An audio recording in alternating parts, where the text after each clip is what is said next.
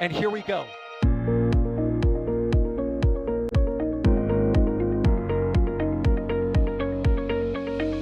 have liftoff. Propulsion continues to be nominal. R68 chamber pressure looks good. Doubling up. Roger, roll, Atlantic. Water towers fly! Yes! Tango down to nominal. Flight downside FD off. Bring in FD off. It's orange! R25! Oh my god! Oh my god! Décollage. What is it? Put that in the big bag, 343 unfolds to go. Indeed. We rise together, back to the moon and beyond. If methane would be igniting in the flare, correct? Yikes. You dead? We don't need any more of these.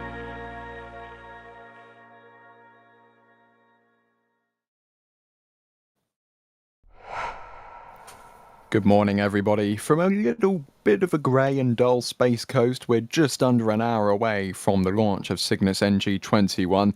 Weather yesterday was not good enough for a launch. We saw the clock stop about an hour prior to the targeted T0 time. However, this time around, we've gone straight through that. We are T-minus 57 minutes, 37 seconds and counting, as you can see there at the Kennedy Space Center press site. And it's also, the winds are picking up a little bit. You can see the American flag there flapping away. My name is Ryan Caton. I'll be your host for today as we take you through the launch of the 21st Cygnus resupply vessel up to the International Space Station, replenishing, bringing science, cargo, things for the crew, all of that jazz. But as you guys know by now, it's not just my voice you're going to be hearing. Alongside me, I have got somebody who knows a lot about ISS science and is very passionate about ISS science, should I say. Sawyer, how you doing? I'm doing great. I'll be honest, wasn't expecting to be on the air today given the previous weather forecast, but with the weather now improved to a whopping 35% go, there's a little bit of hope. And as you mentioned, yes, I cannot wait to talk about the science. So, Sawyer, I'm just going to toss it over to you. How is the weather looking currently? Because I saw in the forecast a 10% probability that the clouds will part and the weather will be good enough. But apparently that could be improving right now. How's it looking? Yeah, the latest update from SpaceX is that everything remains on track, but they are continuing to monitor the weather, which is 35% favorable. Now, as you can see with the current weather there, very high humidity, like almost 90% there. The winds are a little bit on the lower side right now, but there are some warnings at the Cape for the potential of sustained higher winds that could cause issues as we get closer to T0. So, something that'll be keeping a close eye on. It's definitely not ideal. No, this it looked nicer yesterday, but they still decided the weather was not good enough. But who knows? Again, we've seen crazier things happen. We've seen launches, or at least I have, that were at 10 or 20% launch, and ones that were at 90% scrub. As you're a little bit, maybe a little bit is an understatement, as you're a lot a bit of a shuttle nerd, Sawyer, I did just want to throw this next part to you, because as with a Cygnus tradition is to name the spacecraft after an astronaut, I believe, and this one is named the SS Francis R. Dick Scobee in honor of the astronaut who died in the Challenger disaster. So could you just give us a little bit of overview on who Dick Scobee was and why Northrop would have chosen to name this specific, or just name a Cygnus after him? Absolutely, and this is one that is very close to my heart. As you mentioned, Francis Dick Scobee was on board STS-51L, the final flight of the Space Shuttle Challenger. That was the mission that included the teacher on board. Prior to that, though, he had actually flown into space after being selected as an astronaut in 1978 and flew aboard STS-41C. He was very excited to be a part of the mission that involved being sending the first teacher into space with Krista McAuliffe, and This one hits really close to home personally, as after the disaster, his wife, June Scobee Rogers, ended up creating, along with the other family members, the Challenger Centers for Space Science Education to help continue the mission of teaching and inspiring people about STEM. And I worked with that organization for over a decade. I've met all the families and been able to help teach and inspire, which was always their mission. So glad to see that they're continuing to teach and inspire and push the boundaries by naming it after Dick Scobee. Yeah, it's very nice to see indeed. In terms of the booster, the vehicle supporting this Cygnus flight, you can see there we've got this wonderful close-up cam. Thanks to NASA and SpaceX today. It looks wonderful. We have the bottom half there, the sooty half, very sooty half. B1080 is the booster. This will be its 10th flight, I believe, and treat for you all today. It's a return to launch site recovery. So B1080 will be targeting landing zone 1, just a little bit further down the coast here at the Space Force station. So that's something to look out for. Hopefully we'll get some audio of those triple sonic booms.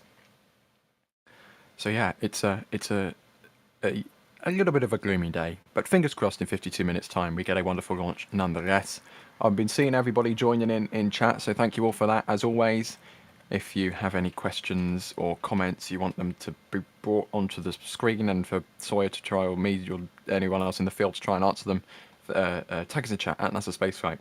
And speaking of the field, I believe we have Julia with us, joining us from said field. Are you with us, Julia? Well, hello. Yes, I am with you. And as Sawyer said, it is very tropical outside. Speaking from experience, I'm currently in the hut at the KSC press site, and I'm enjoying the air conditioning because outside that window, that 90% humidity is very tropical, which does suit the tropical weather that is on its way later today. So hopefully we do get this Falcon off the ground and everybody can go home and just enjoy a rainy afternoon. Yeah, I am very much hoping that they will find a nice gap in the clouds, because as this is a mission to the International Space Station, there's a very specific time they need to launch in order to rendezvous, because if they launch at a different time, they'll just completely miss the space station. And that time today is, I believe it is 15:02:53 UTC. That's 11:02:53 Eastern Daylight Time, local time. So if they don't hit that target specifically to the second, they have to delay for the day and then select a new launch date. And I believe, Sawyer, that might have to be in 2 days' time in case they have to refresh some of the payloads in Cygnus. Right. That is a potential, because they have a lot of what's called late load cargo that they add on. So that's things that might be perishables, that could be any live animals or bacteria specimens that, if they don't refresh it right then and there, could get up to the space station and not be usable, and then you've just wasted a whole bunch of kilograms that you could have used for other cargo. So that's why Yeah. they're willing to take that chance of saying, "Hey, let's double check this, make sure everything is still up, running, and in some cases alive." I'd say it's a bit like getting a food delivery to your house, except you want the food to be, taken from the shop that day and not taken from the shop 3 days ago, and your cheese has already gone off and your bread's looking a bit dodgy. Shout out Publix. Sorry. I was just going to say, shout out to those environmental systems that keep cargo at the needed temperatures at the launch pad inside that fairing, because they are fighting hard against heat and humidity out here. Yeah, I mean, I think it might just be magic, because it's crazy how you can take something from such a horrible environment, should I say, the atmosphere of Florida, to an environment which is, appropriate for something that needs to go into space. It's very impressive. Very quickly, I am just going to quickly go through a little bit of support we've been getting, because with this 24-hour delay to today, this stream page has been live for a little while, and we actually have support here from 24 hours ago from Musical Wolves. and with a $2 super chat. So thank you very much, Musical Walls. You're probably tuned in right now. You're always with us, anyways. How often do ISS launches happen during the day? Sawyer, do you know if there's like a? I would assume it's going to be roughly 50-50, but I'm honestly not sure. Do they pick day launches on purpose? Because obviously it's all orbital mechanics and whatnot. They have specific times where they can launch in order to hit the, or not hit the ISS, but rendezvous with the ISS. So do you know if it works out to be like 50-50, or I guess it just kind of depends? At this point, it kind of just depends. It's what time can they launch that everything will be ready. They'll have the rocket ready, the payload's ready, the ISS will be ready. Part of it is also making sure that there's a window of not too much craziness at the ISS as well. So combining all of that together, and as you mentioned, the most important part, the orbital mechanics of you have to hit the ISS in that one exact spot, and if you don't, you're gonna miss. All of that combined leads to random hours for these launches. Like, for example, it's timed out recently that most of the crew launches to the ISS so far have been night launches. And yet now you've got NG-21 here, set for the day. Wilbo Baggins has gifted a Red Team membership 24 hours ago, so thank you very much. Nicholas G upgraded to become a Red Team member, and Robert's Auto Repair became a Power Trap member, so thank you very much everybody on that. Musical Wolves. Oh, Musical Wolves is in chat because they just did another $2 super chat 9 minutes ago saying going to ISS on Shuttle Sunday. That's very true, isn't it, Sawyer? I'm going to give you the prime opportunity now to plug Shuttle Sunday. Yes, we did mention Shuttle there momentarily, and if you like Shuttle, well, you are in for a treat. We have Shuttle Sunday coming 3 p.m. today, 3 p.m. Eastern, 2 p.m. Central on Space Coast Live, and we will be covering STS-41G and STS-51A. I will tease you with this. Why is there a picture in the thumbnail for Shuttle Sundays of a guy holding a for sale sign in space? You'll have to tune in to find out why. Plug. There you go. There's your plug. Yep. Plutonium If you missed past episodes, by the way, they're available to watch on this channel. There's a playlist full of them, and you'll be able to see all of them as they happen or after they happen. And with your plug out of the way, let's check in with the weather, because I've been told we need to check in with the weather. It looks quite green.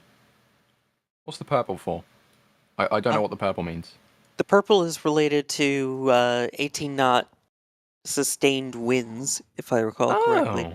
They've updated the board, but those are usually up to 18 knots. Then the next one are the strong winds, which is, I believe, about 25 to 30 knots, and then anything above that, don't even think about launching. Okay, so we'll keep an eye on that. Unfortunately, my brain is programmed from Formula 1 that green means good and purple is even better, but apparently on the KSC Weather Channel that's the complete opposite, different direction, so maybe I shouldn't have been so cheerful. Plutonium 239 with the $5, thank you very much for the support there. We did a little bit of a discussion on the flame trench on Friday about the whole the current situation with Starliner and Twist, so I will defer to that show for that. And Wilbo with the £5, thank you very much. After finishing a tough job, a perfect afternoon. Fingers crossed we can top that off with a nice launch as well. And RC Horseman, someone who's always in chat, just gifted 5 Red Team memberships. So if you receive one of them, make sure to thank them. So we're 45 minutes to go, and everything's still hopefully tracking for good things. That countdown clock is still doing clock things, so I'm going to take that as a good sign. A question here from Cooper asking, is Slick 40 ready to launch crew?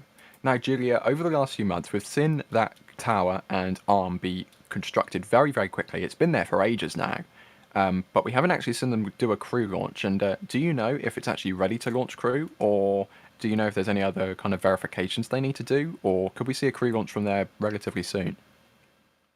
I can't say I've heard an official, hey, we are go for crew, but I can tell you that my gut feeling is yes. They've done the tests with the arm. It is basically astronaut ready. It's just a matter of having a crew that they're going to send from there, and it could just be 39A is available when they need it, so they're not using 40 quite yet. Could we see Polaris go from that? Absolutely, we could. Guess we just have to see how the schedule shakes out with all of these missions kind of being shuffled around to the space station right now. And I'm looking forward to it, though, because it is exciting to have multiple pads with crew capability out here. Yeah, of course. I mean, just from SpaceX alone, we have Crew 9 scheduled for a couple weeks from now to the International Space Station on behalf of NASA. We have Polaris Dawn at the end of the summer, apparently. And then we have Axiom 4 in November-ish time. At least that's what the ISS program manager from NASA said. So they're going to be pretty busy in terms of human spaceflight launches. We've just started August now, and they're planning to do 3 crewed launches in the space of 3 months, which is kind of crazy, but the good kind of crazy. Imperial Jonas asking, what time zone is used on the ISS? And Sawyer, I think it is UTC, right? It is UTC, yes. And then the Americans tend to make everything about America, so they'll use Central Time where Mission Control Houston is occasionally. Okay. Most people have multiple watches on the ISS. I mean, I have multiple clocks as well, so it is quite useful. And Joe is asking, do we know if the fairing with the late load door is reusable / reconfigurable to be a normal fairing? Now, if you don't know what we're talking about, it's difficult to see because our view, which is looking at that side of the payload fairing on the right, is very far away. But Sawyer, there's a little door on there, isn't there? So Cygnus needs that late load capability, as you were just talking about. And in order to access Cygnus, when it's at the pad and inside the payload fairing, they can lay the Falcon horizontal, and then there's a little door at the bottom of the fairing so they can kind of hop in and get access to the Cygnus through that fairing. So do we know if they could reconfigure that, or if those fairings have been reused at all, or it is kind of like a massive hole in the fairing at the end of the day, kind of? That's at least how I would interpret it. I'm not too sure. And I mean, the other thing to keep in mind too is that you have 2 fairing halves, an active half and a passive half. So one side that actively separates and one that kind of just falls away as part of the forces of the separation. So it is possible for them to retrieve them and say, hey, we just use one half and not use the other. But I do not know exactly if they would plan on reflying it again for another mission. Maybe they would save it for the next NG-22 mission. I was just going to say, wouldn't that be kind of cool to see that reused on another NG mission and be able to test that when it comes back to see if that's even possible? Because, hey, a different fairing that can be reused is kind of cool idea. Yeah, and I've just been informed in the back channel by the one and only Alex that they did actually recover both fairings from NG-20, so that's good news. And I also just realised I'm going to thank Jay for bringing up those photos. I completely forgot to mention Jay at the top of the stream, so thank you, Jay, for pushing buttons and putting faders or whatever you have nowadays. Thank you very much, Jay. And I'm going to bring up this question from Rankley. Sawyer, I'll toss this one to you again because you're ISS science nerd. Do we know what types of experiments are on board Cygnus? Because it's I would say it's pretty well packed. Oh, yeah. Well packed is putting it quite lightly for this one. They always have awesome stuff. They are bringing up about 2,800 pounds or 1,220 kilograms of science. Let me highlight just a few of them that they're working on. One of them is called a packed bead reactor. So basically what they're doing is they're trying to see if different materials work better in terms of purifying water. So in the case of the ISS, That means higher efficiency for the urine processing system, which would then take astronauts' sweat and pee and convert it into drinking water, which they currently do, but they want to get the most out of it. And more importantly, the idea of using that on Earth is, say, your water filtration system at home. If you go out camping and you need a fresh water source, you need the filtration. What's the way to get the best, cleanest water out of it? You've got experiment that is taking a look at stem cells in space. They're trying to see basically how they evolve, how they react. You also have one that is taking a look at the radiation doses onto DNA, and they're using a specific type of organism that is pretty strong and tough, but they're giving it radiation doses 100 times more than humans, and to watch to see how that DNA is damaged, and if there's a way to repair itself, which could, in turn, help with finding cures for certain cancers. And finally, there's the demonstrations, which I just like, which is a fun engagement project they're doing with schools all across the world. So they will be doing different science concepts like centripetal force, and one of them involves using a penny, a hex nut, and a balloon, and whirling them around inside the inflated balloon to see how that compares on Earth versus space. Very fascinating as always. Of course, they're going to have, I would imagine they have things like spare clothing, and NASA just calls it crew supplies, but I think we can kind of guess what crew supplies means. Yeah, there is definitely crew supplies. I mean, I'm sure people up there like their clothes. They like extra, you know, honestly, a lot of it is personal items, personal hygiene, clothes, because there's no washing machine on board. So the way that you wash your clothes is you wear them, and when you're done after a couple of months, you throw them into something like an empty Cygnus and burn them up in the atmosphere. So they need to replenish I mean, that. you literally have your clothes delivered to your front door, you wear them, and then you just throw them in the bin. It's I would love living like that. Just have someone turn up at my front door, give me my clothes, and I just throw them in the bin after a couple of months. I mean, no washing, no housework. It's brilliant. Love the idea. Anyways, speaking to a more serious talking point, shall I say?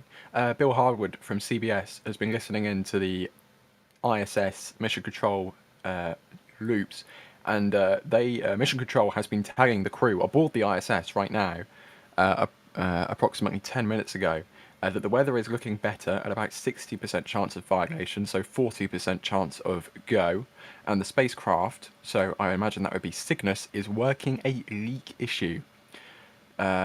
Quote, so we'll see where we're at in another 30 minutes or so. So that means, according to Capcom, there is some sort of leak issue with Cygnus, but nobody else has said anything about that so far. So that's at least something of interest to keep an eye on. As we now approach 35 minutes to go, we should now be coming up on prop load. So this will be interesting to see how it goes. Keep an eye out for the frost to start to rise from the liquid oxygen tanks on the booster there. I think, hopefully, it will be easy to see because of that soot. I guess we'll only just have to wait and see. And I think one good indicator also, Julia, is the clock still counting there? Indeed, the clock is still counting here, so we're good. I predict we're going to go into prop load while they assess, as we said earlier, is an instantaneous window. So wise to be ready to go, and hopefully they figure out the leak issue and the weather cooperates. And we have very quickly from, I'm not sure how to say your name, I'm sorry, Something 25 Gaming. asking where can you listen to those air ground loops? Like it's technically space ground loops, but you can just go on the ISS. NASA has an ISS live stream, and they pipe the feed into that, so you can listen into that. So it's very the ability to just listen into that is quite useful, except when they accidentally pipe training resources and scenarios into there and makes everyone panic for a little while.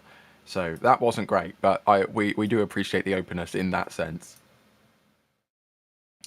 And we've had a little bit of support. Firstly, from Booster 1058, gifted a Red Team membership. Thank you very much.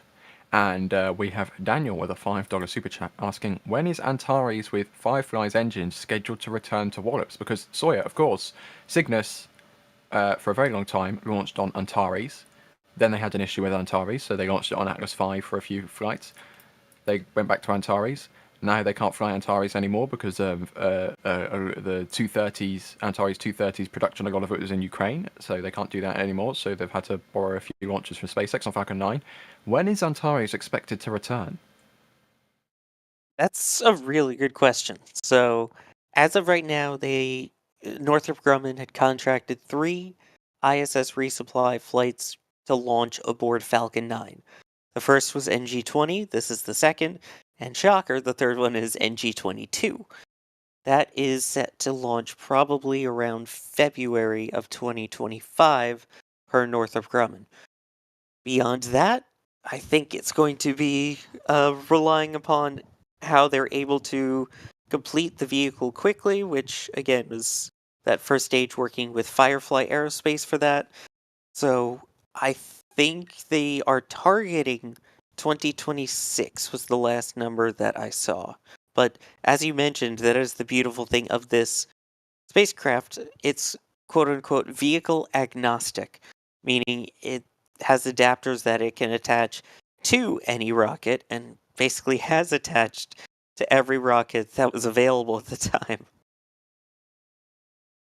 And on the right there, it's easy to see we've got some frost coming in for Falcon, so prop load is at least beginning for this launch today. That is the frost forming on the outside of liquid oxygen tanks because liquid oxygen is cold, and Julia, as you know very much now, it's very humid out there right now, isn't it?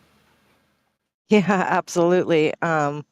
Very cold, so the frost will be quite evident. And along with that, for our viewers who might be out on the coast of the Space Coast today, there is one advantage to the clouds, although we may not be able to see the rocket too terribly long after it gets off the pad. I can almost guarantee you that these kind of clouds will hold in the sound. So as we all are listening in on the stream and watching from the coast, you'll probably hear that rumble for quite a while, and then the sonic boom rumble as the vehicle returns is also a treat when we have a lower cloud layer.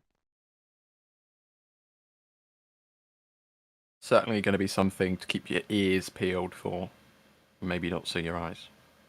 We'll just have to wait and see how the sound pans out for that. Fingers crossed it is very nice.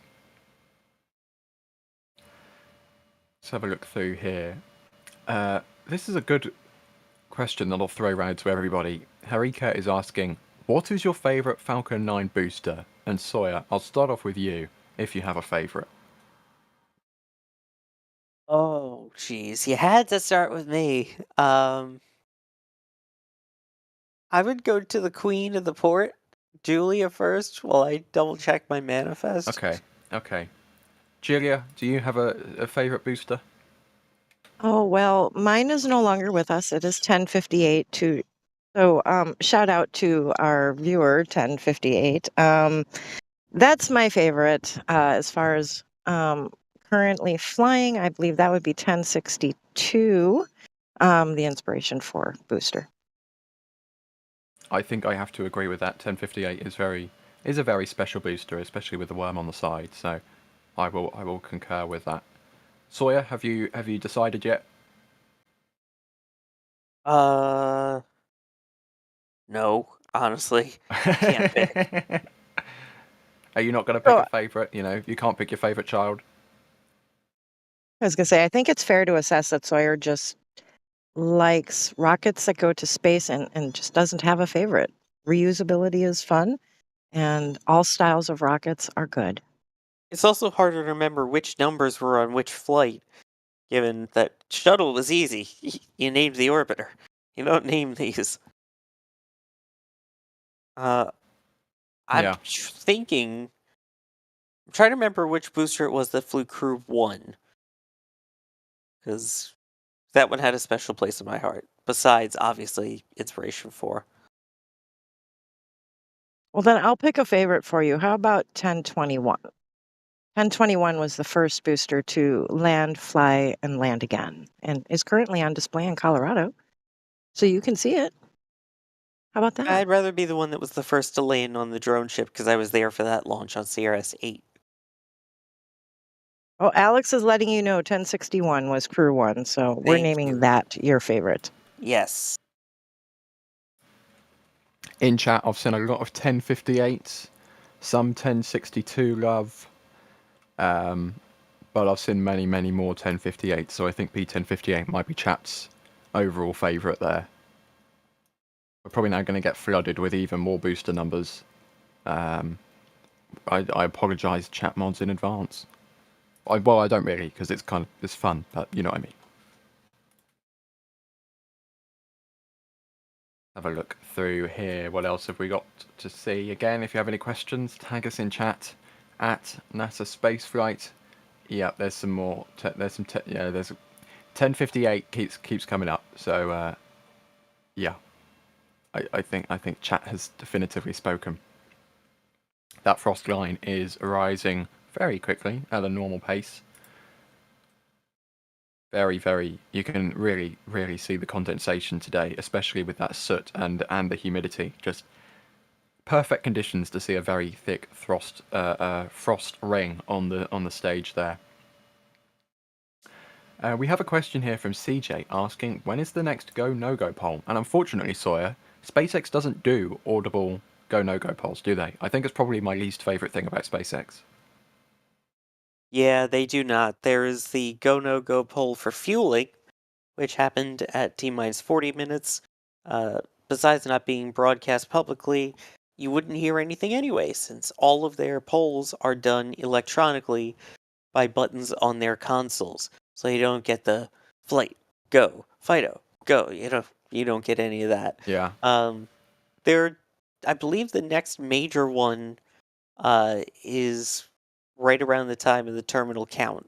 I may be wrong on that, but from my understanding, there's that one final one basically to proceed before entering startup, which is when the onboard computers take over. Yeah, and you know, we have the T-minus, what was it, T-minus 60 seconds or T-minus 45 seconds. The launch director verifies go for launch. I think that's the only time we ever hear the word go. Like, I would understand how doing it electronically with just buttons for go or no go is much more efficient than going around every single person in the room.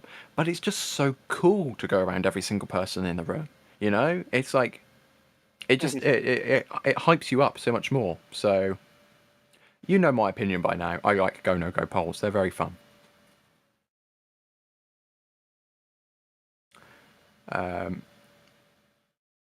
Daniel again. With a $5 super chat, asking or saying rather, it would be nice if SpaceX donated a flown booster or a capsule to the Smithsonian. It would look amazing next to Discovery. Lovely streams. Well, thank you very much. And I would agree, but I also agree that it's good to have your working boosters flying. So there are a few boosters lying around. Like we were just saying, there's one in Colorado. SpaceX has one standing outside their HQ in Hawthorne. There's also one. I believe there's one at the at Space Center Houston, at the Johnson Space Center, and there's also one at the KSC inside of the new, I've forgotten what it's called now, but the new building they built. That's correct. The one that is at the Visitors Center is actually a side booster from the first Falcon Heavy flight. I unfortunately don't remember its number, but that had been on display for a little bit, not too long after the launch, and I got to see that one up close and personal, and it's pretty cool. Yeah, it is very. I think the kind of the height to width ratio of the Falcon 9 kind of makes it look much smaller on camera than it actually is in person. But when you're standing underneath a Falcon 9 booster, that thing is huge. Like, it's just rockets on camera just do not translate to how they actually are scaled in the real world. It's kind of bonkers and brain melting to see the scale of these things in person. And another way to see the scale of these things is by watching Space Coast Live in our fleet cam, because we're waiting for the new Glenn booster to go vertical in port. And my understanding is a booster just came back this morning for Falcon 9. So there is that potential to see a size ratio between both of those boosters, and it's going to be kind of crazy. Yeah, and I believe right now there are people walking about on the deck of that drone ship right next to that Falcon 9. So if you can't see those people, I think that's a pretty good indication of how big Falcon 9 boosters actually are. Because they're tiny. Also can see a new Glenn photobombing in the background. So that's interesting. One of those reasons to keep Space Coast Live open all day on your spare monitor, if you have any spare monitors left with all of the 24/7 streams there are. Anyways, let's see in here. What have we got? Twitch is asking, when will the next Falcon Heavy launch be? Now, Sawyer, I believe it is going to be a very important mission pending how that mission schedules. Exactly, yes. That is the much anticipated Europa Clipper mission. Originally, they thought it was going to launch on SLS, but nope, it is now going to launch aboard a Falcon Heavy. So it may take a little longer to get there, but that is set to come, I believe, around September timeframe, because they have a specific window to hit to be able to go out and study Europa around Jupiter. The concern right now is there's some issues with transistors and the radiation hardening that's supposed to be on them that apparently isn't totally up to snuff, but they're working on it, and the hope is that that will launch from LC-39A. And the reason I said it was an important one coming up is because that's also part of SpaceX's and NASA's kind of ISS crew mission total juggle they have going on. Because when they launch Crew 9, NASA then needs to hand off the pads to SpaceX so they can get it ready for the Falcon Heavy. And then they've also got Polaris Dawn, and then they've also got Axiom 4. So it's a very busy few months coming up for SpaceX. I'm sure you can probably imagine at home how the logistical challenges in trying to figure out all of that reconfiguration that has to take place. So yeah, maybe yeah, good luck to SpaceX, shall I say, as we approach T-minus 21 minutes and counting. That frost line still rising. I think it's probably risen over halfway now at this point off that liquid oxygen. And I also believe we should be getting one famous vent very soon, so keep your eyes peeled for that. Because I'm not sure if it'll be correct, but I have a suspicion with the wind speeds and the humidity today, that could be a very strong looking vent. But we'll just have to wait and see. High Reactivity is asking, what gas does SpaceX use to pressurize the Falcon 9? And Sawyer, is it helium? Am I correct in saying that? Do we know? I believe it is helium, but I'm sure Alex will correct me if I'm wrong. The reason I remember helium is because of the little incident that happened on this very pad surrounding the Amos 6 mission and a COPV that didn't work very correctly. And COPVs, composite overwrap pressure vessels, is what contains those commodities. So Alex confirms helium. So Sawyer, well done, you're right. Thank you. Yeah, and well done, Falcon 9, doing its thing with the T-minus 20-minute, 20-second vent that isn't actually a vent.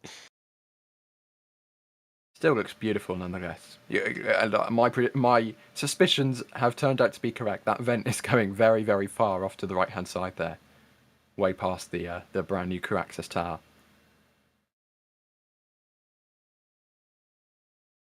Just looks wonderful. I'm a bit mesmerised by this vent.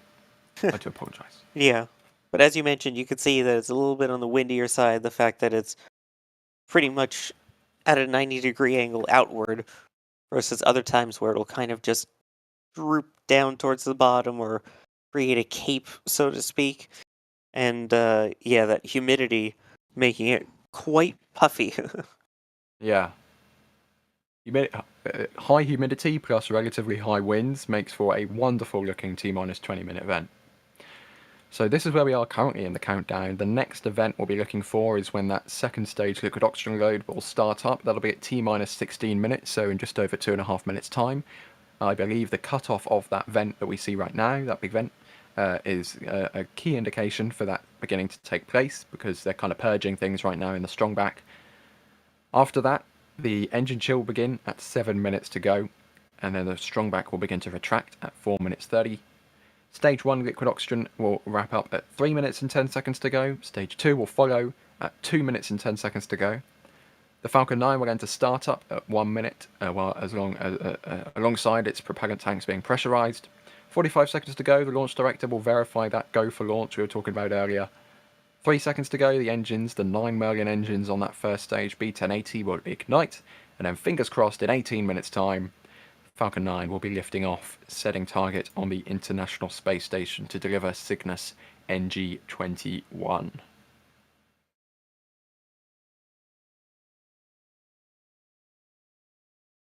I'm seeing a little bit of blue, teeny little bit of blue peeking through the clouds there, right above that crew access tower. So, Julia, do the clouds appear to be thinning, maybe? Basically, over the launch pad area, yes. Right above me right now is a very hot sun and a little bit of blue sky over the press site. So that bodes well for just under 20 minutes from now. Yeah, and I'm seeing more blue now as well. So things have. I'm beginning to be filled with confidence. I will be honest. Yesterday, when SpaceX and NASA said they were going to go for a launch attempt today, and it said there was a 10% chance of go conditions, I was like, okay, I'll take your word for it, but I'm a little bit unsure. I'm feeling much more confident now, though. A lot of media thought the same, because the press site is maybe a dozen people, and from what I understand, same with those who rolled out on the 45th side, about a dozen media. So everybody else, surprise, there was a launch and they're off site today. Yep. So that is a smaller press corps than usual. But I'll be honest, I don't really blame them, because the conditions were not looking fantastic, at least according to the forecast provided by the 45th yesterday. This was issued yesterday at 12:15 local time, so this would have been issued about 23 and a bit hours ago, roughly, and it was predicting a probability of violating the weather constraints of 90%. With additional risk criteria in the upper level wind shear, the booster recovery weather, and solar activity. So, looking at that, it kind of makes sense. But today, luckily, according to what SpaceX has said and what we've heard on the ISS loops being said to the crew aboard the ISS, that probability of violation is now come down to about 60% apparently. So, that's a Sawyer. Would that be classed as a large change in the forecast, or would that be minimal? Like 30% difference, sorry, that seems kind of significant. I'd say it's 1/3 better. Oh wait, Thanks that's not how Sawyer. math works. But no, I would say that's definitely an improvement. And this happens a lot of the time, where at the start of fueling, things don't look as great, but then they continue to get better. Same with launches that do have non-instantaneous launch windows. They'll see it starting to trend, and then as soon as they see a gap, they'll just go, that's it, let's hit it. So it's definitely not something to bat an eye at. The next question is if they send another update out and say, oh, now we're 65% go or something like that, then we're talking big changes.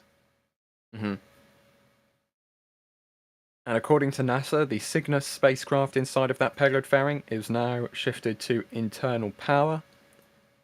As Bill Hardwood from CBS was reporting earlier on, Mission Control in Houston was telling the crew aboard the ISS of a leak with the spacecraft.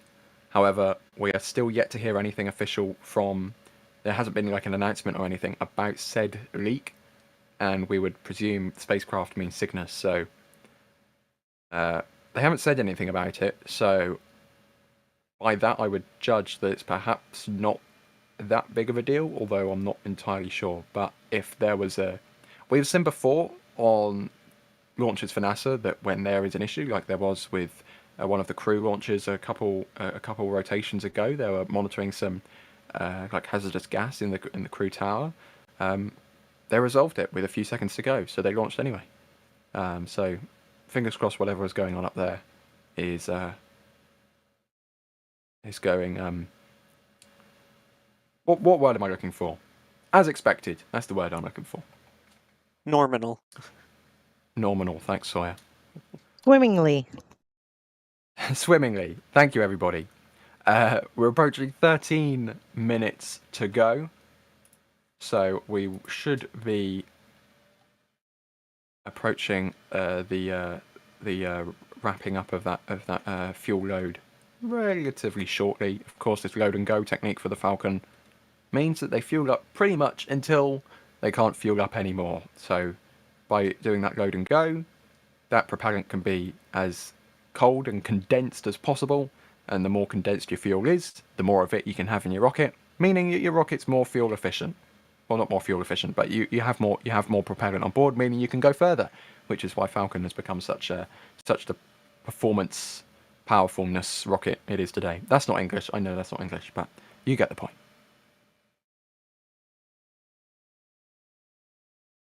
Approaching 12 minutes to go now. Little bits of frost now. I'm starting to see condensation on the second stage. It's not sooty, so it doesn't make that big white block, but it's there. It's just kind of difficult to see. But there is a little bit of frost, sorry, not frost, a little bit of condensation just fluttering about above the interstage there.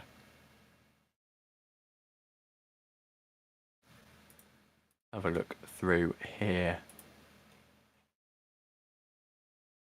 We have a question here from Daniel asking when and how is the TTEB loaded? So Sawyer, first of all, could you explain what TTEB is and then explain how when it's loaded, if we know? Yeah, certainly. So TTEB is the igniter chemicals basically that they use. It's triethyl aluminum and triethyl borate. So the two of them are pyrophoric, which means basically as soon as they touch each other, you get that kind of spark. And that kind of spark explosion you push is what ends up igniting all of your engines for the first and second stage. They do have canisters that they store on board for the in-flight ones, and then otherwise they have systems on the ground for loading up the TTEB, and they sometimes even store it there ahead of time. You'll notice after a launch occasionally that it looks like there's a fire on the launch pad. That is them, in fact, burning off excess TTEB.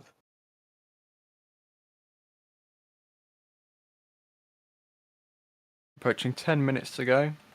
That TTEB green flash is one of those key things we look for prior to engine ignition. It's very close to engine ignition, but once you see that green flash, you're like, okay, they're going for it.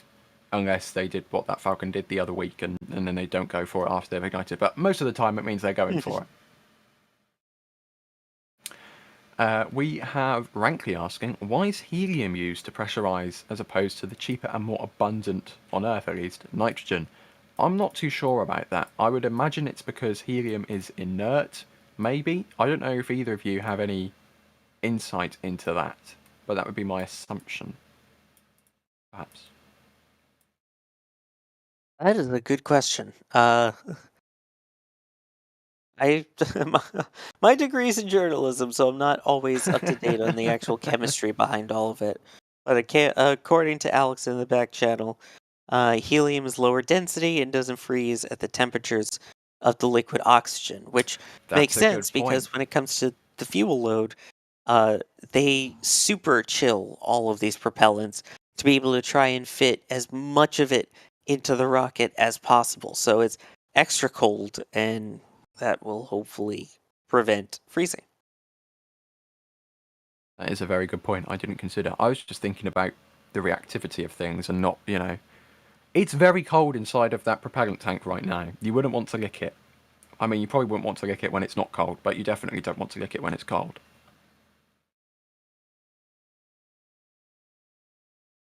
Have a look through here. A little bit of support we've been getting from Alan. Thank you very much for the £2. And Apocalypse Cow, one of them other very common names we see in the chat. Thank you very much for gifting 5 more Red Team memberships.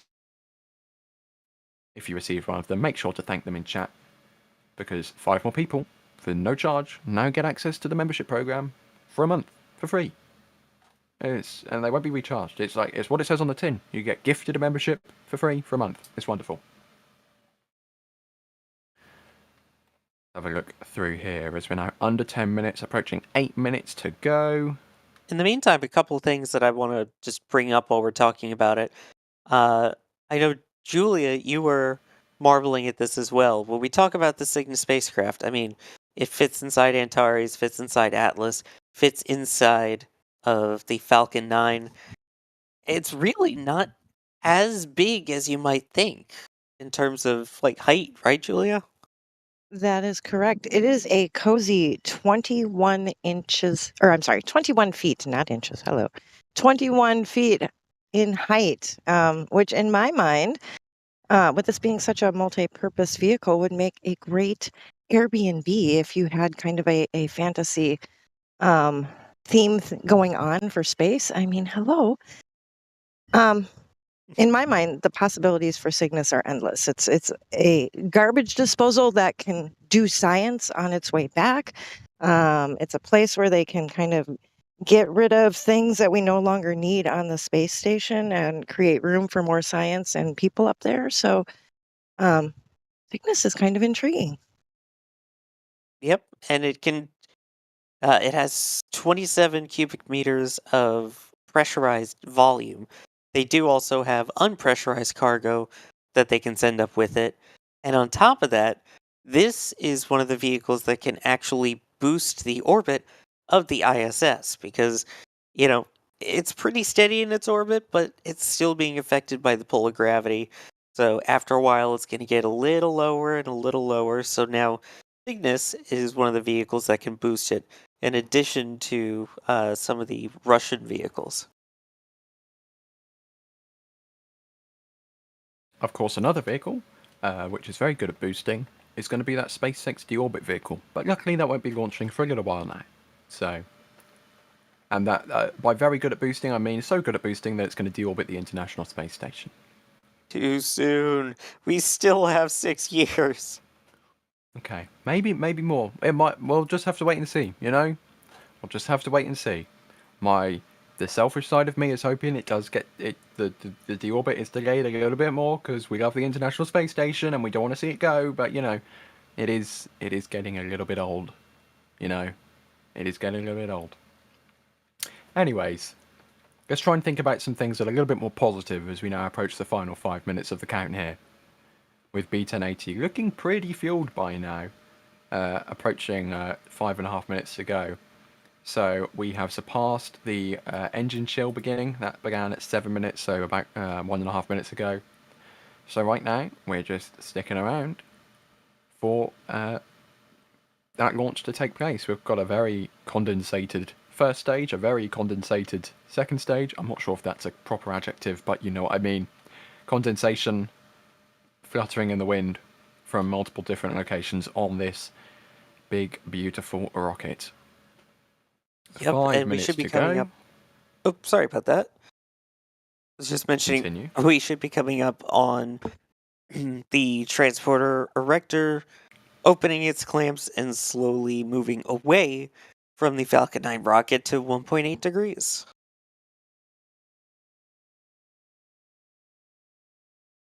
Hopefully we'll get a little bit of a close-up of that soon as it begins to retract.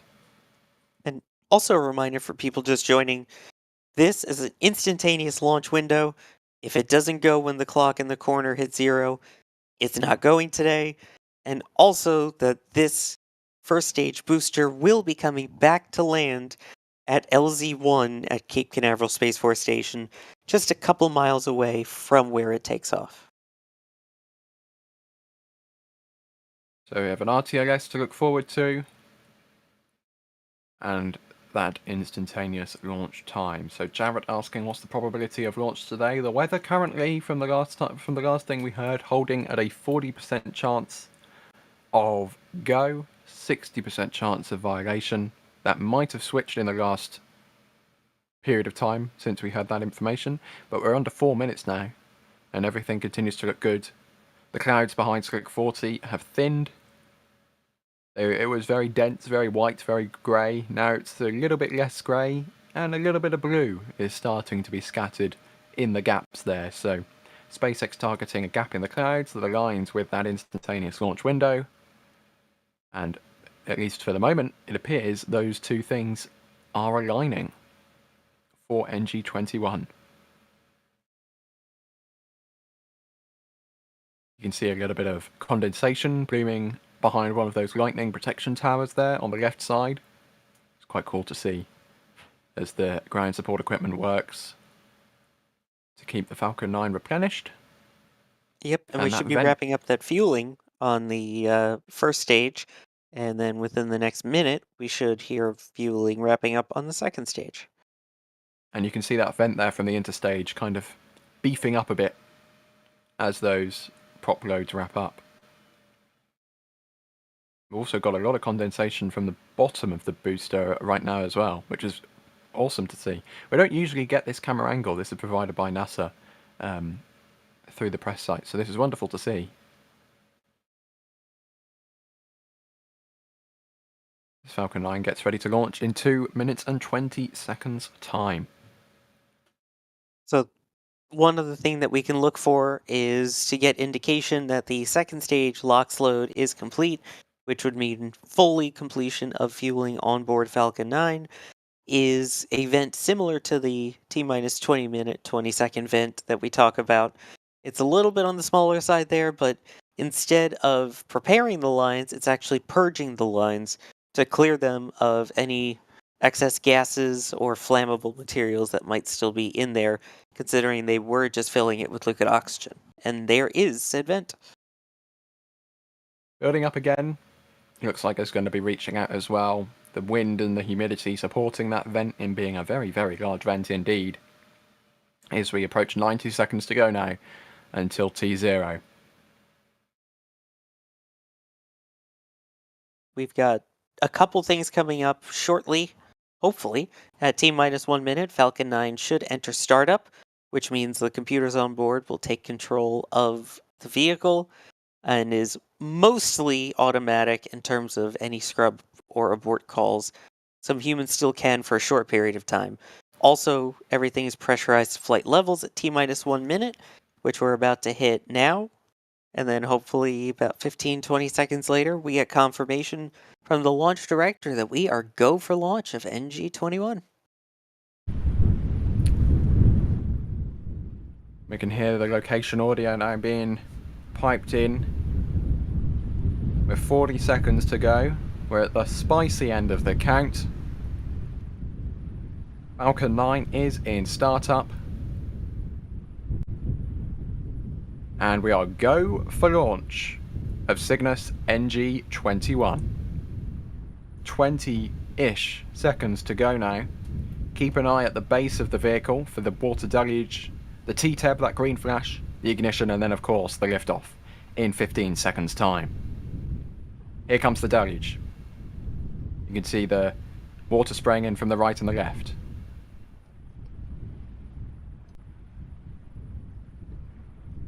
Ignition.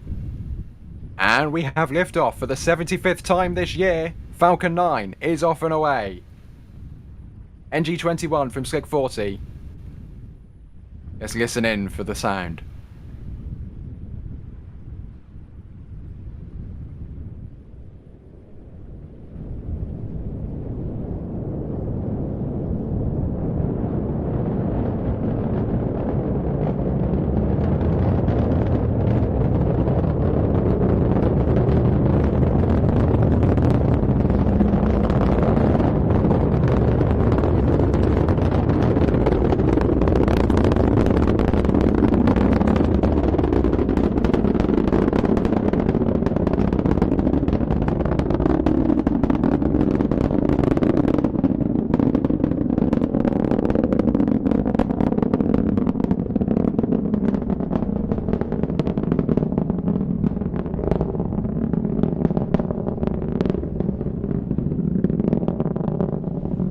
Oh my goodness, we're over a minute into flight. That vapor cone was extraordinary. These weather conditions building up for a beautiful launch today. Wow. Just look at this. That stayed for quite a while and now passing max Q. Maximum aerodynamic pressure on the vehicle. Wow. That was an absolutely stunning vapor cone. That's the most stunning vapor cone I've ever seen. Same here. Same here. Oh wow, was all that was coming out of my mouth. Yeah, that was, and you can see the plume expansion now from, I believe this is looking on from Coco. Just a beautiful, beautiful view. The clouds getting in the way a little bit. But before that, it was beautiful.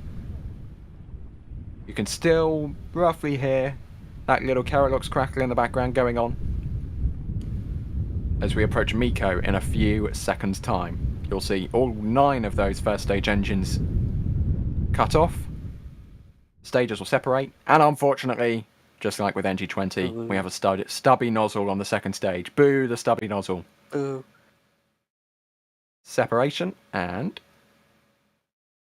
we have ignition of that stubby nozzle, and a beautiful shot there of B-1080 falling away, doing a 180 flip, and we can see the engines ignite from the second stage view, and from the booster you can see the second stage in the background. That is an extraordinary shot.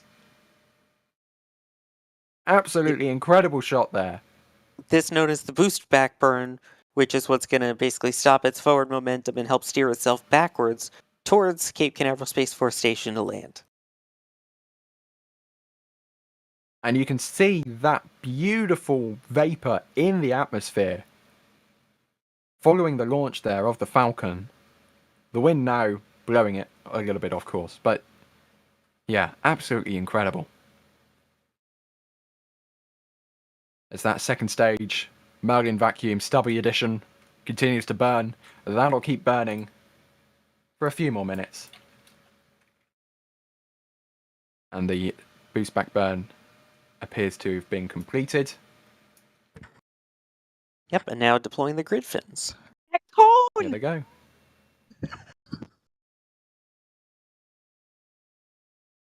Julia, still excited about that cone. Forgot I wasn't muted, but yes, the very few of us who are here at the press site are excited about that.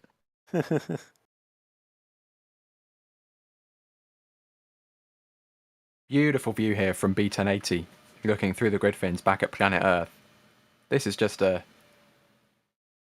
this is kind of unexpected. The odds yesterday were 90% against this mission lifting off today, and yet we have gotten some stunning views from both stages so far, and from the ground of that gorgeous vapor cone. Just incredible. Absolutely incredible views. Yep, the first stage already passing its apogee, the highest point in its trajectory, and is now working its way back downwards. You'll see little puffs from the cold gas jet thrusters that are kind of helping to maneuver it in the part where the atmosphere is thinner. Once the atmosphere gets thicker, that's when you'll see those waffle-like structures, the grid fins there, start moving to help steer it towards LZ-1.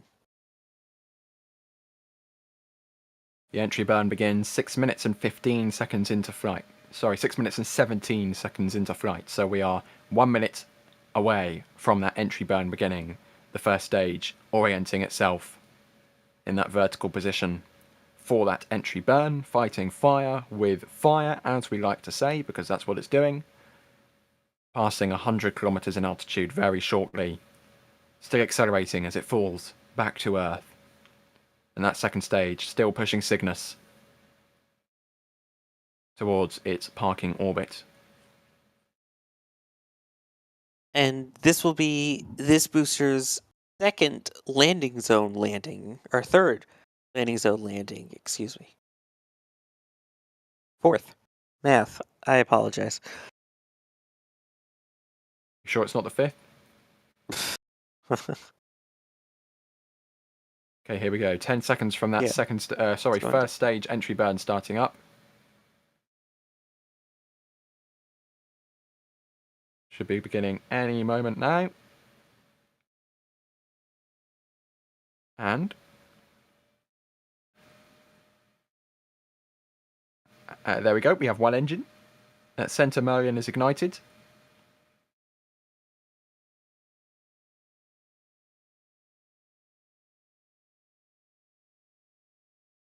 Camera getting a little bit covered in gunk as it re-enters the atmosphere. And here we go. A one engine, single engine entry burn, which just goes to show how much lighter this vehicle is now. You think when it launches, it has 9 engines ignited. To slow down, it only needed 1. And you can see the cape there in the background from B1080 as it starts to dogleg over. Keep an ear out as well for the LZ1. sonic booms. Yep, we've got the audio coming back in. Keep an ear out for those sonic booms. Here it comes back now. Being engulfed in vapor. This is just an incredible shot here. Wow. This is normal, and it looks incredible. But here it comes. Back to the Cape. One engine. Ignites. 3 engines ignite. Back down to 1 engine. There's the sonic booms. Here come the landing legs. And a smooth touchdown on landing zone 1 for B1080. That little extra rumble after it lands. Love it. That view on the way down. The vapor cone on the way up. My goodness, this has been a very aesthetic launch. Very beautiful launch. I mean, that was pretty much perfect from B1080 there, completing its 10th flight to space and back. The second stage continues to burn its Merlin vacuum engine. That'll be cutting off in 10 seconds-ish time. It's delivering Cygnus NG-21 to a parking orbit. Cygnus will be deploying 14 minutes and 35 seconds after liftoff, so in about 6 minutes. There's that Seco. Beautiful, beautiful, beautiful, beautiful. Pitch perfect there. Gorgeous. And we will stick around for deploy, and obviously stick around as well for some replays, because, I mean, I know we all want to see that vapor code again. Yeah, I have just had wind that a certain D is working slow-mo, so stay tuned, everybody, because if we get slow-mo of that vapor cone, I think that'll... Sawyer. Yes? The sonic booms actually shook my car all the way at the press site. Oh my gosh. Yeah.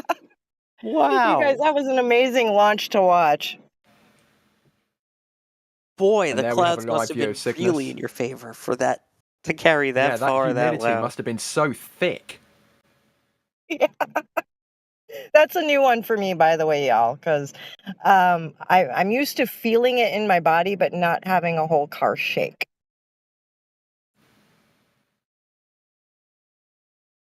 I just hope everybody in the area was aware that a launch was taking place and was not startled. I mean, if Julia was startled, I'm pretty sure anybody would have been startled. But And you can kind of notice in the camera feeds when the sonic booms come on anybody's camera, you'll notice a little jolt. Like it'll everybody shake up jumps. and down a little bit. You may see it on launch streams. I know whenever I have it, I do. It's like, I know it's coming. I know about when it should be happening. And even still, you can look at my photos and it'll be centered, centered, centered, rocket way off frame, centered. And you can tell where the sonic boom was. Yeah, and you can see on the right, Space Launch Complex 40 is empty. That's because Falcon 9 has just launched from that pad. That strongback I believe it should be raising relatively soon to kind of reset to the to the launch position, and then SpaceX will do the work they need to do in order to lay it back down and get it into the hangar to prepare for the next launch from Space Launch Complex 40, which is coming up, as you probably would expect, relatively soon on the 7th, on Wednesday. Yep, Starlink 8-3.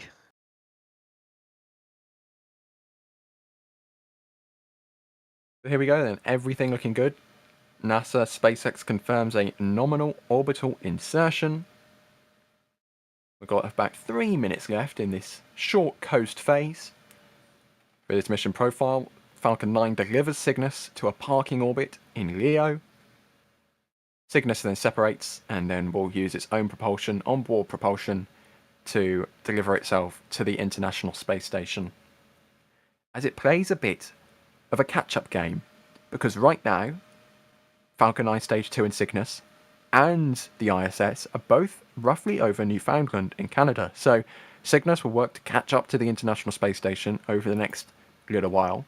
Sawyer, do we have any details about when that berthing is supposed to take place for Cygnus? Because it doesn't dock autonomously, it is captured by the Canada arm on the station. Do we know when that's meant to take place?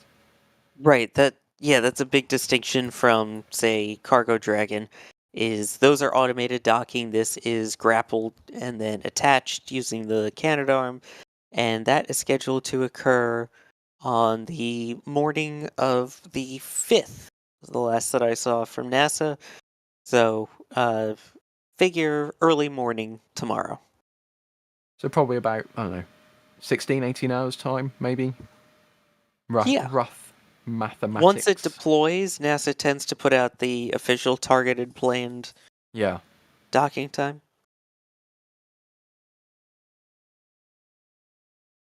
Because they have to synchronize that, across ground teams and the space station teams, because it's captured by the Canadarm.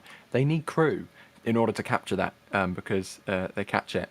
And I've just seen out the corner of my eye a very pretty picture from Julia. So when we get Cygnus deployed, hopefully we'll be able to bring up that and some replays as well, because that was a very, very stunning launch with the vapor and the sun in the background.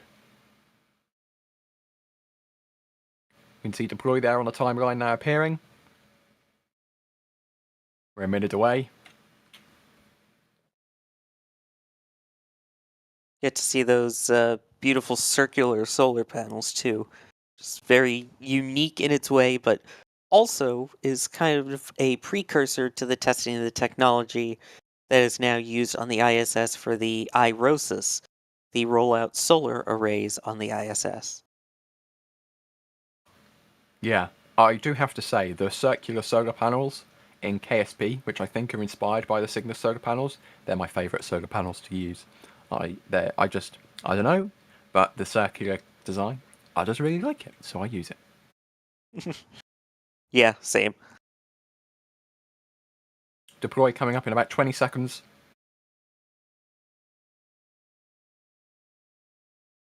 Yeah, you'll see there's a service module in the back. Oh, sorry. I was just being a bit optimistic about the timings, that's all. Oh, no, you'll see when it separates, there's the service module towards the back, and then the main compartment, which is all the pressurized cargo, crew supplies, science, computer parts, and much needed pieces to help repair spacewalking spacesuits are in the pressurized part.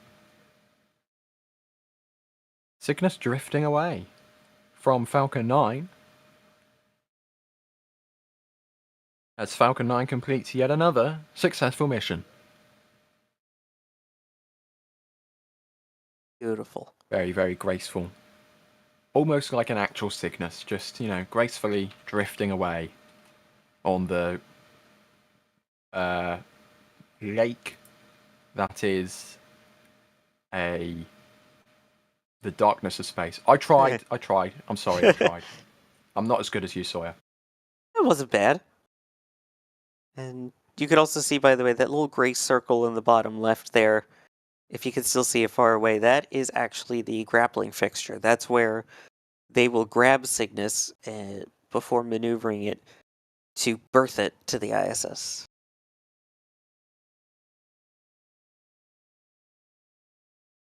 Unfortunately, it appears as if the second stage of Falcon 9 is rotating to the right from this camera's perspective, so Cygnus is going to leave frame very shortly, but there we go. It looks like NASA has Bill Spetch on the phone. Bill cannot come to the phone right now, but if you leave a message after the tone. There we go. And it looks like there could be some more grey clouds in the background. So maybe SpaceX did actually manage to find a literal gap in the clouds there from Slick 40. During the launch, we got a little bit of support. First of all, from Robert. Thank you very much. I think this is Krona, super chat. Saying helium pressurization may be simpler and cheaper. No sensor/valve control loop needed, just a regulator, and therefore more desirable for Falcon. That's another good point. Thank you very much for doing a super chat, so we bring it up. And Wilbo, thank you very much for gifting a Red Team membership as well. You've already done a couple of things today, so thank you very much. It's greatly appreciated, as always. And to everybody who tuned in for the actual launch itself, thank you very much for joining us, because if not, we'd be talking to nobody. But replays. And we've still got replay. Don't go anywhere. I wasn't wrapping up. We've got replays to come, so stick around. Because I want to make sure. I want to see that. I want to see that vapor cone too, Sawyer. Don't you worry. Yeah.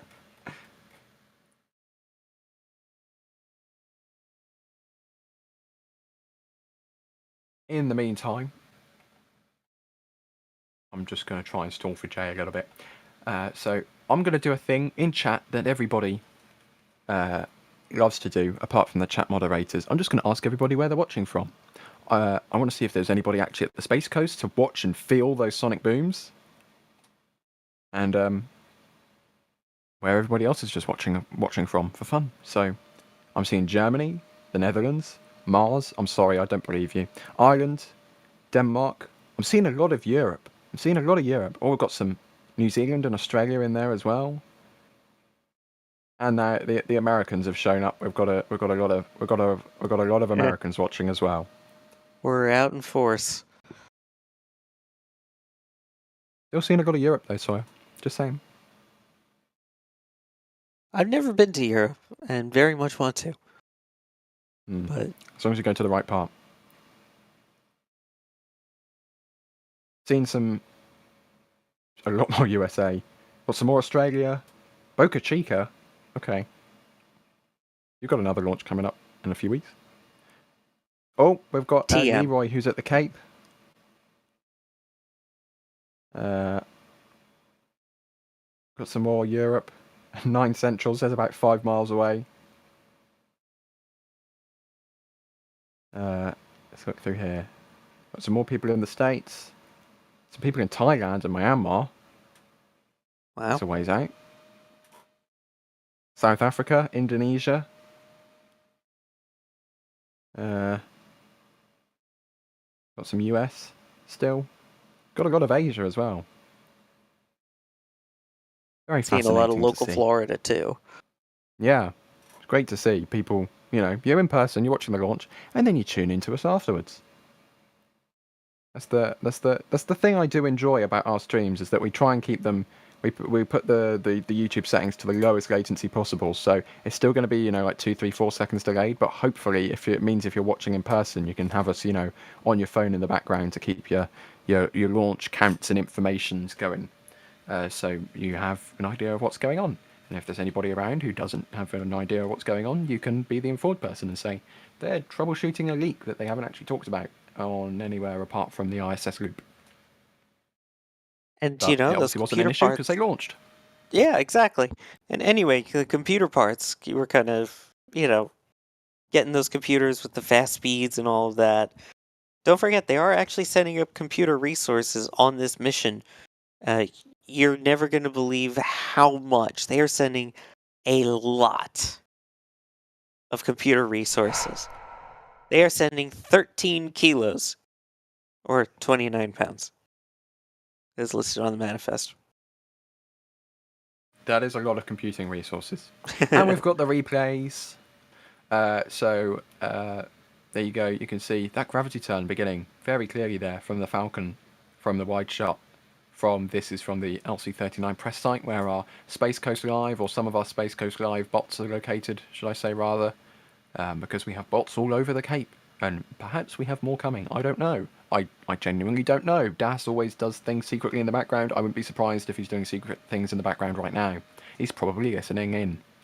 And here you go, Falcon 9 rising from the tree line again. I'm being patient because I want to see that vapor cone. I'm just going to I'll be honest, that's all I want to see. Yeah, and Pad 40 from the press site view there, up where the T-minus 10, cameras are, is usually 9, hidden 8, by the trees. 7, 6, 5. I'm going to assume that the audio there was not Engine intentional, full but power, this is the replay. and liftoff it's of back. Falcon 9. Go SpaceX, go Cygnus NG-21.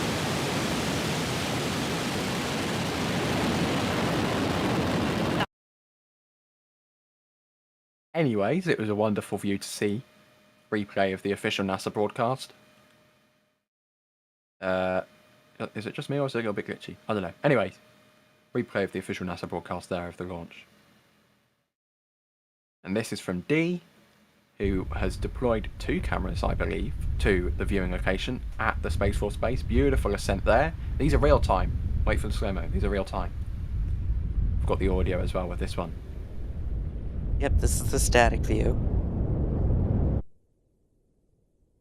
Oh, we missed And the audio. tracker. Anyway, this should be the tracking shot. There's the ignition and the liftoff of the Falcon.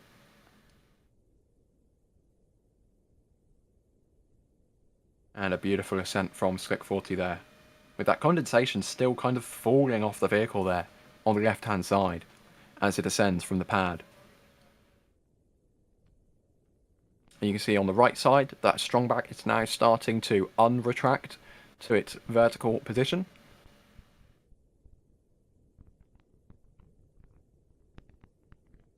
Now let's keep an eye, because we should be getting somewhat close to that vapor cone insanity.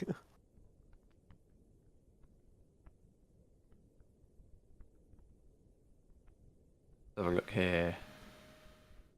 There it is. Oh, it's gorgeous. Absolutely gorgeous.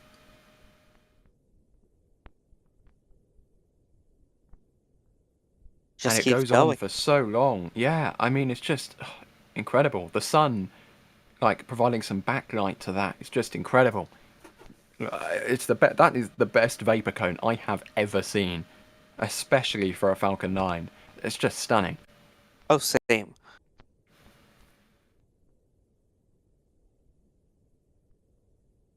It's just beautiful. Then continuing the ride uphill.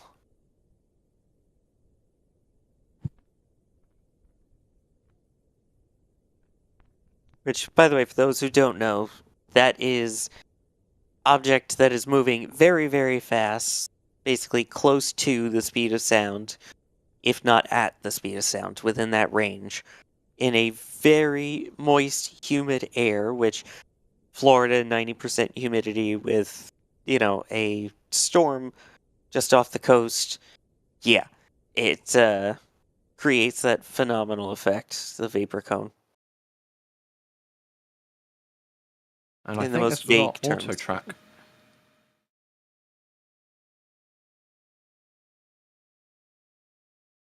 There you go. Auto track with a more northerly view of this launch. And you can see very clearly the sun backlighting the rocket here. Just an incredible view.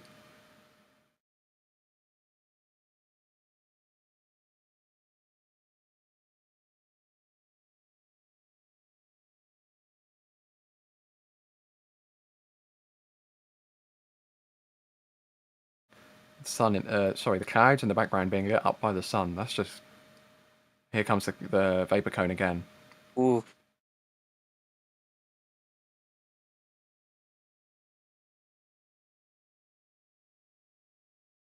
How is that real? It blows my mind every time.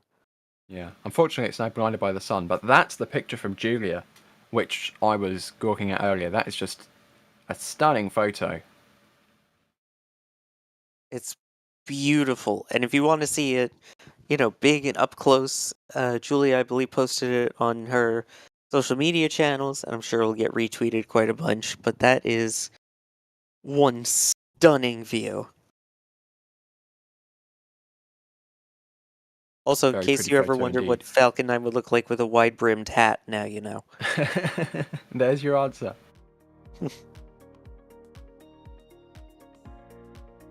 I don't know if we have any other photos or what else we've got queued up.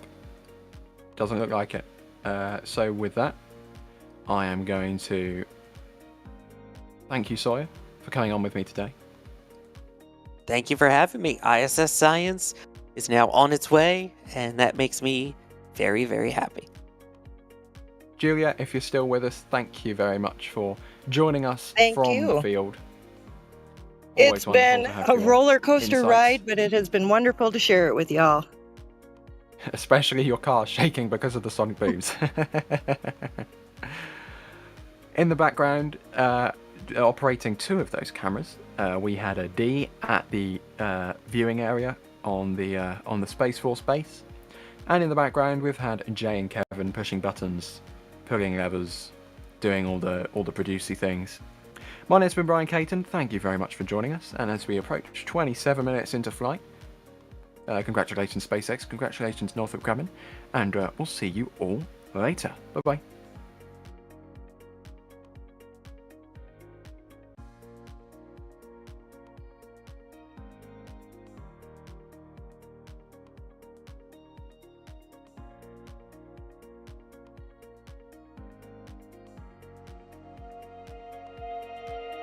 And here we go.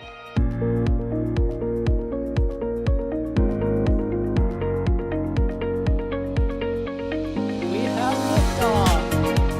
Propulsion continues to be nominal. R68 chamber pressure looks good. Doubling up. Roger, roger, planet. Water towers, fly! Yes!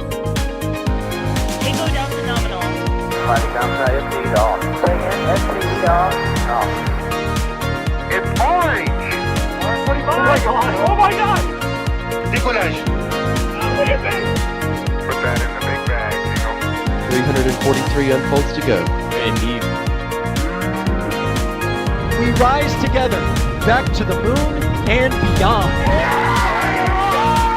This methane will be igniting in the flare, correct? Yikes. You dead? Sure. We don't need any more of these.